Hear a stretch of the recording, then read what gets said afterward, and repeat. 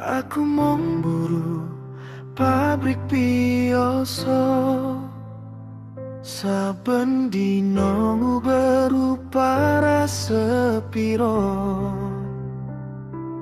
Tanganku kasar ati tansah prasaja, nanging tresnaku tulus kanggo sira. Sliramu urip kebak bondo, aku mung wong sing ora duwe apa-apa.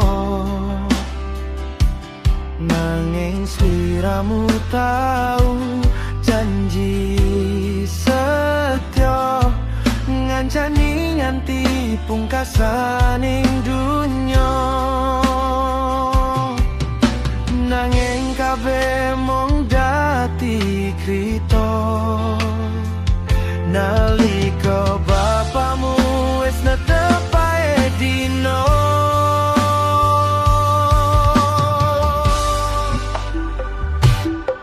Saiki aku mung dadi tamu ing resepsimu, nyawang kowe lungguh sesandingan karo bojomu.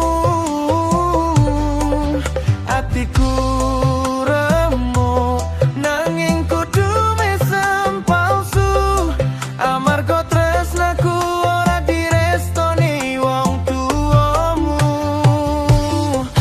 Undangan iki mung dadi saksi moto, jenengku mung ditulis kanggo crita. Kowe bahagia karo pilihan wong tua, aku mung iso nangis ning jero dodo.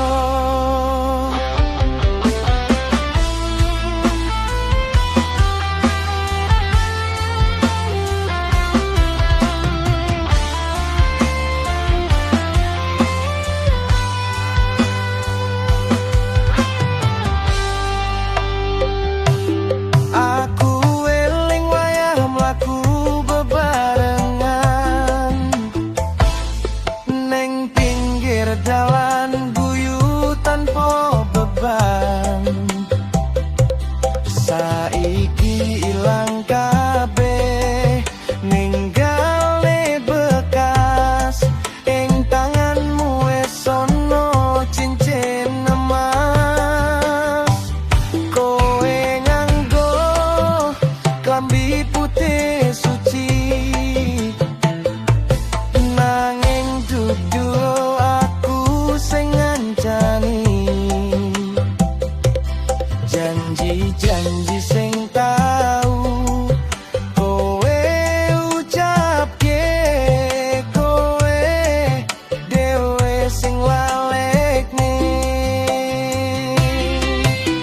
Yen pancen iki dawane uripku, aku kudu sinau ngecoke sliramu. Sanajan apa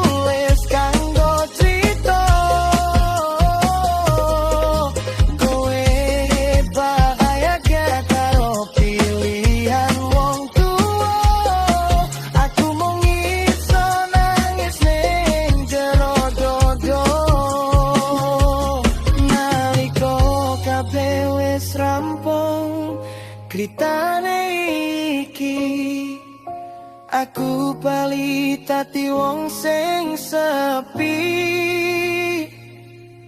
nggawa kenangan lan loro ati, tresna sing ora bakal bali.